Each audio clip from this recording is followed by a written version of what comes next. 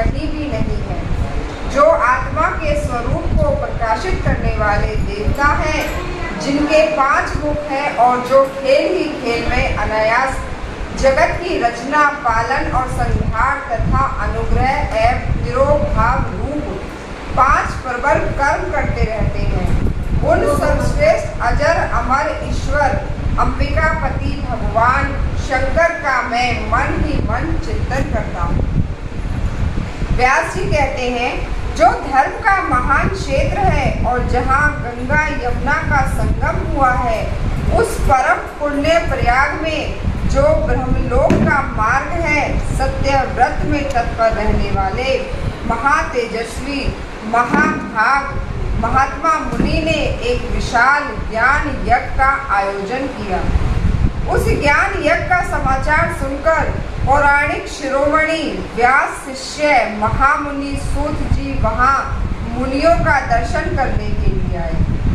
सूत जी को आते देख वे सब मुनि उस समय हर्ष से खिल उठे और अत्यंत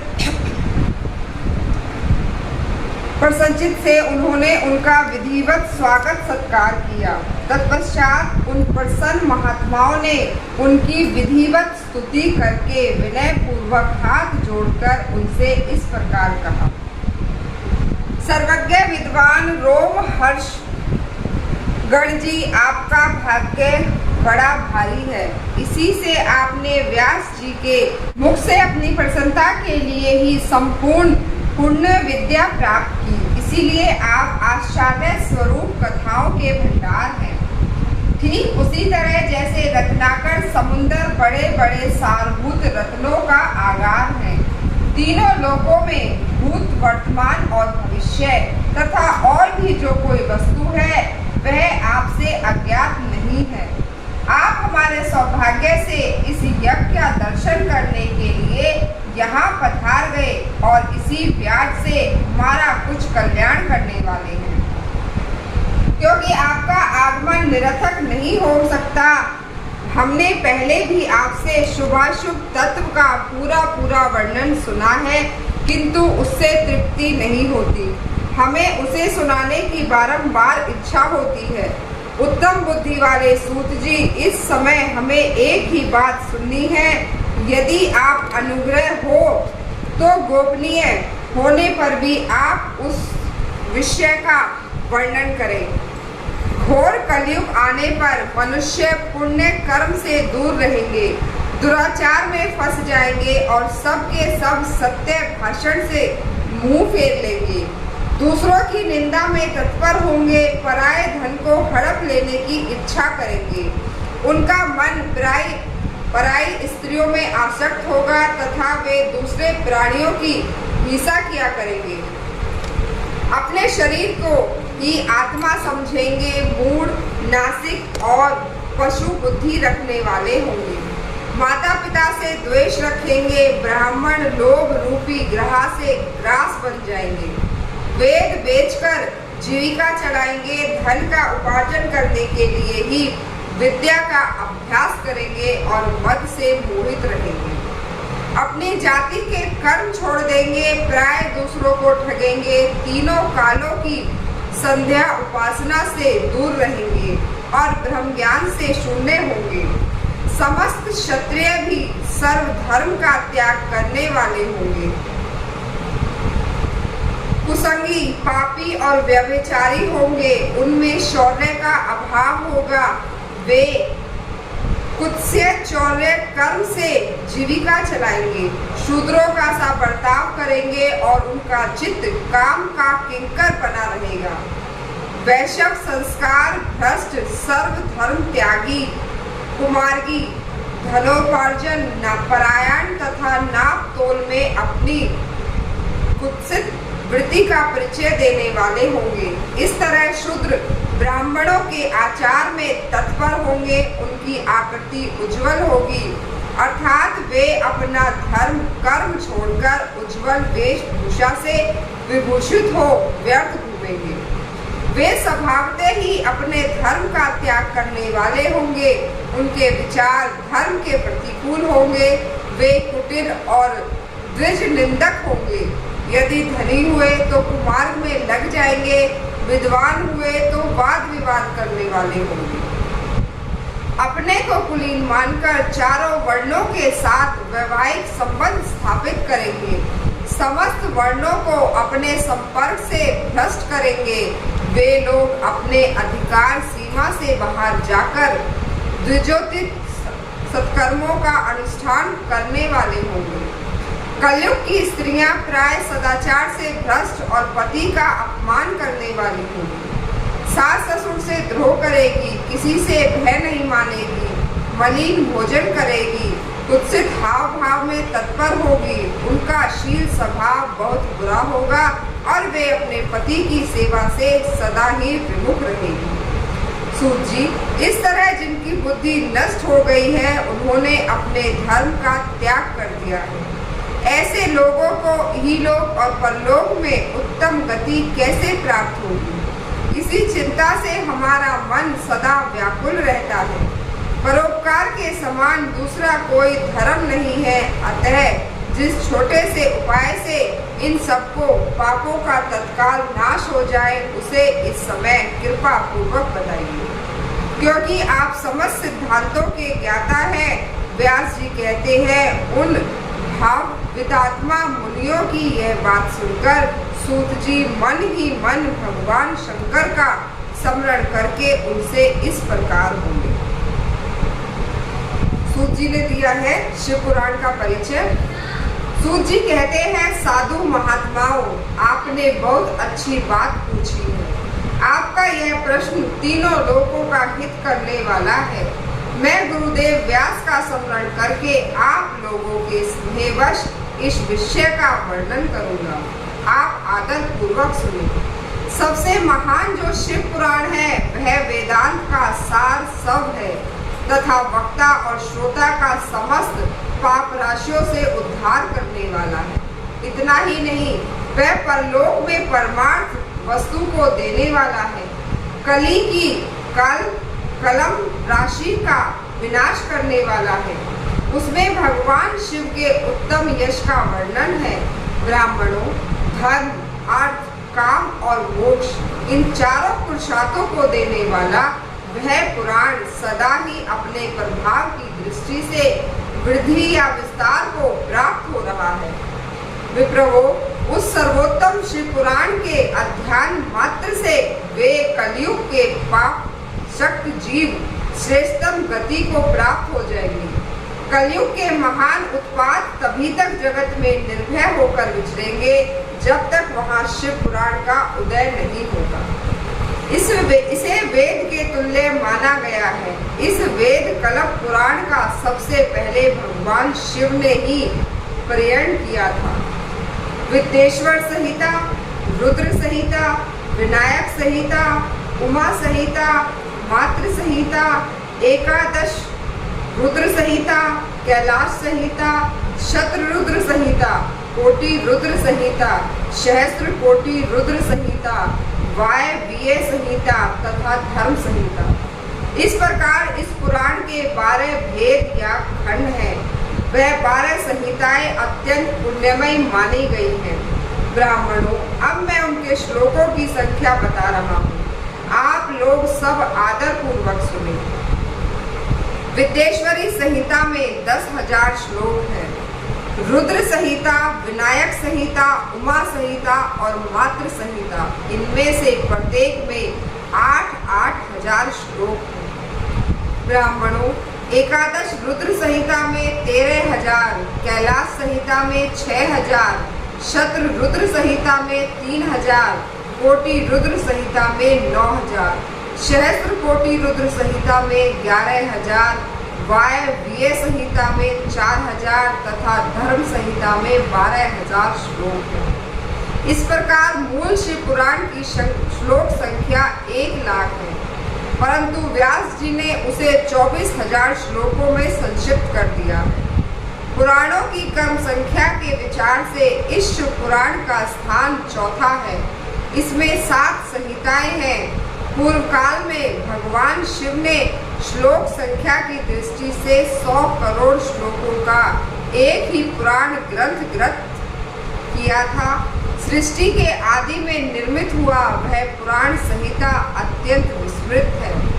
फिर द्वापर आदि युगों में दध्यपान, व्यास जी आदि महर्षियों ने जब पुराण का 18 भागों में विभाजन कर दिया, उस समय संपूर्ण पुराणों का संक्षिप्त स्वरूप केवल 4 लाख श्लोकों का ही रह गया।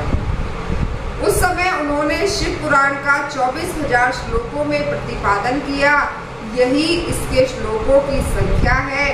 यह वेद तुल्य पुराण 7 संहिताओं में बटा हुआ है। इसकी पहली संहिता का नाम विद्येश्वरी संहिता है, दूसरी रुद्र संहिता समझनी चाहिए, तीसरी का नाम शतरुद्र संहिता, चौथी को कोटि रुद्र संहिता, पांचवी का उमा संहिता, छठी का कैलाश संहिता और सातवीं का नाम वायव्य संहिता है। इस प्रकार ये 7 संहिताएं मानी गई है। इन 7 संहिताओं से युक्त दिव्य शिव पुराण वेद के तुल्य प्रमाणिक तथा सबसे उत्कृष्ट गति प्रदान करने वाला है। यह निर्मल शिव पुराण भगवान शिव के द्वारा ही प्रतिपादित है। इसे शिव शिरोमणि भगवान व्यास ने संक्षेप से संकलित किया है। यह समस्त जीव समुदाय के लिए उपकारक, त्रिविध तापों का नाश करने वाला, तुलना रहित एवं सत्पुरुषों को कल्याण प्रदान करने वाला है। इसमें वेदांत, विज्ञानमय, प्रधान तथा निष्कपट धर्म का प्रतिपादन किया गया है। यह पुराण ईर्ष्या रहित अंतःकरण वाले विद्वानों के लिए जानने की वस्तु है। इसमें श्रेष्ठ मंत्र समूहों का संकलन है तथा धर्म, अर्थ और काम इस त्रिवर्ग की प्राप्ति के साधन का भी वर्णन है। यह उत्तम शिव पुराण समस्त पुराणों में श्रेष्ठ है। वेद वेदांत में वेद रूप से विलसित परम वस्तु परमात्मा का इसमें गान किया गया है। जो बड़े आदर से इसे पढ़ता और सुनता है वह भगवान शिव का प्रिय होकर परम गति को प्राप्त होता है। ओम नमः शिवाय। साध्य साधन आदि का विचार तथा श्रवण, कीर्तन और मनन इन 3 साधनों की श्रेष्ठता का प्रतिपादन है। व्यास जी कहते हैं, सूत जी का यह वचन सुनकर वे सब महर्षि बोले, अब आप हमें वेदांत सार सर्व स्वरूप अद्भुत शिव पुराण की कथा सुनाइए। सूत जी ने कहा, आप सब महर्षिगण रोग शोक से रहित कल्याणमयी भगवान शिव का स्मरण करके पुराण प्रवर शिव पुराण की जो वेद के सार तत्व से प्रकट हुआ है कथा सुनिए। शिव पुराण में भक्ति, ज्ञान और वैराग्य इन तीनों का प्रतिपूरक गान किया गया है और वेदांत वेद सदुस्त का विशेष रूप से वर्णन है। इस वर्तमान कल्प में जब सृष्टि कर्म आरंभ हुआ था, उन दिनों 6 कुलों के महर्षि परस्पर वाद विवाद करते हुए कहने लगे, आमुख वस्तु सबसे उत्कृष्ट और अमुख नहीं है। इनके इस विवाद से अत्यंत महान रूप धारण कर लिया। तब वे सब के सब अपनी शंका के समाधान के लिए सृष्टिकर्ता अविनाशी ब्रह्मा जी के पास गए और हाथ जोड़कर विनय भरी वाणी में बोले, प्रभु आप संपूर्ण जगत को धारण पोषण करने वाले तथा समस्त कारणों के भी कारण हैं। हम यह जानना चाहते हैं कि संपूर्ण तत्वों से परे परत्पर पुराण पुरुष कौन है। ब्रह्मा जी ने कहा, जहाँ से मन सहित वाणी उन्हें ना पाकर लौट आती है तथा जिनसे ब्रह्मा, विष्णु, रुद्र और इंद्र आदि से युक्त यह संपूर्ण जगत समस्त भूतों एवं इंद्रियों के साथ पहले प्रकट हुआ है, वे ही ये देव हैं। महादेव सर्वज्ञ एवं संपूर्ण जगत के स्वामी हैं।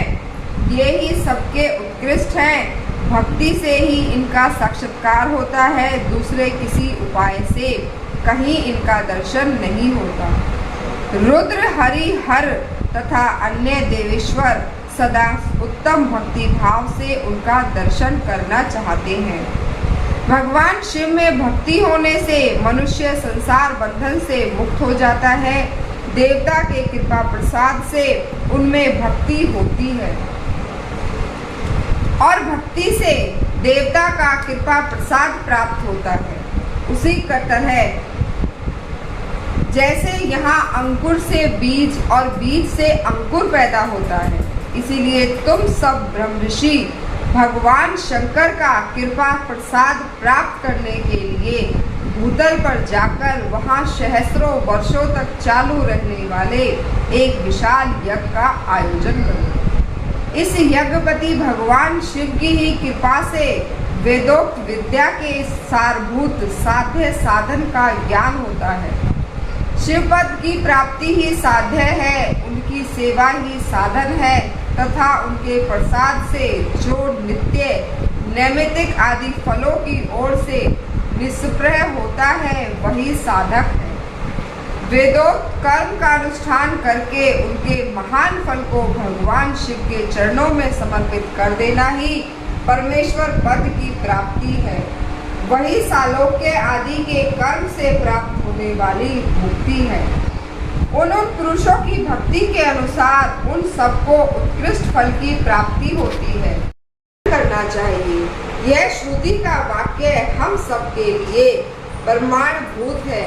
इसी साधन से संपूर्ण मनोरथों की सिद्धि में लगे हुए आप लोग परम साध्य को प्राप्त हो। लोग प्रत्यक्ष वस्तु को आंखों से देखकर उसमें प्रवृत्त होते हैं, परंतु जिस वस्तु का कहीं भी प्रत्यक्ष दर्शन नहीं होता उसे श्रवणेंद्रिय द्वारा जान सुनकर मनुष्य उसकी प्राप्ति के लिए चेष्टा करता है। अतः पहला साधन श्रवण ही है। उसके द्वारा गुरु के मुख से तत्व को सुनकर श्रेष्ठ बुद्धि वाला विद्वान पुरुष अन्य साधन कीर्तन एवं मनन की सिद्धि करे। कर्मशः मन प्रयत्न इस साधन की इच्छा अच्छी तरह साधना कर लेने पर उसके द्वारा सालोक्य आदि के कर्म से धीरे धीरे भगवान शिव का संयोग प्राप्त होता है। पहले सारे अंगों के रोग नष्ट हो जाते हैं, फिर सब प्रकार का लौकिक आनंद भी विलीन हो जाता है। भगवान शंकर की पूजा, उनके नामों के जप तथा उनके गुणों रूप विलास और नामों का युक्ति परायण चित्त के द्वारा जो निरंतर परिशोधन या चिंतन होता है उसी को मनन कहा गया है।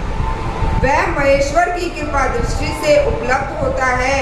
उसे समस्त श्रेष्ठ साधना में प्रधान या प्रमुख कहा गया है।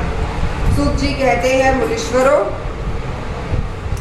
इस साधना का महात्म्य बताने से प्रसंग में मैं आप लोगों के लिए एक प्राचीन वृत्तांत का वर्णन करूंगा, उसे ध्यान देकर आप सुने। पहले की बात है, पराशर मुनि के पुत्र मेरे गुरु व्यास देव जी सरस्वती नदी के सुंदर तट पर तपस्या कर रहे थे। एक दिन सूर्य तुल्य तेजस्वी विमान से यात्रा करते हुए भगवान सनत कुमार अकस्मात वहां जा पहुंचे। उन्होंने मेरे गुरु को वहां देखा। वे ध्यान में मगन थे। उससे जगने पर उन्होंने ब्रह्मपुत्र सुनंद कुमार को अपने सामने उपस्थित देखा। देखकर वे बड़े वेग से उठे और उनके चरणों में प्रणाम करके मुनि ने उन्हें अर्घ्य दिया और देवताओं के बैठने योग्य आसन भी अर्पित किया। तब प्रसन्न हुए भगवान सनत कुमार विनती भाव से खड़े हुए व्यास जी से गंभीर वाणी में बोले, मुनि, तुम सत्य वस्तु का चिंतन करो। वह सत्य पदार्थ भगवान शिव ही है जो तुम्हारे साक्षात्कार के विषय होंगे। भगवान शंकर का श्रवण कीर्तन मनन ये तीनों महत्तर साधन कहे गए हैं। ये तीनों ही वेद सम्मत हैं। पूर्व काल में मैं दूसरे साधनों से संभ्रम में पड़कर घूमता घामता मद्राचल पर जा पहुंचा और वहां तपस्या करने लगा। तदंतर महेश्वर शिव की आज्ञा से भगवान नंदीकेश्वर वहां आए। उनकी मुझ पर बड़ी दया थी। वे सबके साक्षी तथा शिवगणों के स्वामी भगवान नंदीकेश्वर मुझे स्नेह पूर्वक मुक्ति का उत्तम साधन बताते हुए बोले। भगवान शंकर का श्रवण, कीर्तन और मनन ये तीनों साधन वेद सम्मत हैं और मुनि के साक्षात कारण है।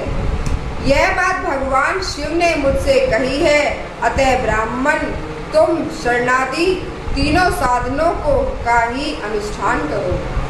व्यास जी से बारंबार ऐसा कहकर अनुगामियों सहित ब्रह्मपुत्र सनंत कुमार परम सुंदर ब्रह्म धाम को चले गए। इस प्रकार पूर्व काल के इस उत्तम वृत्तांत का मैंने संक्षेप से वर्णन किया। ऋषि बोले, सूत जी, शरणादि तीन साधनों को आपने मुक्ति का उपाय बताया है, किंतु जो श्रवण आदि तीनों साधनों में असमर्थ हो वह मनुष्य किस उपाय का अवलंबन करके मुक्त हो सकता है? किस साधन भूत कर्म के द्वारा बिना यत्न के ही मोक्ष मिल सकता है? ओम नमः शिवाय।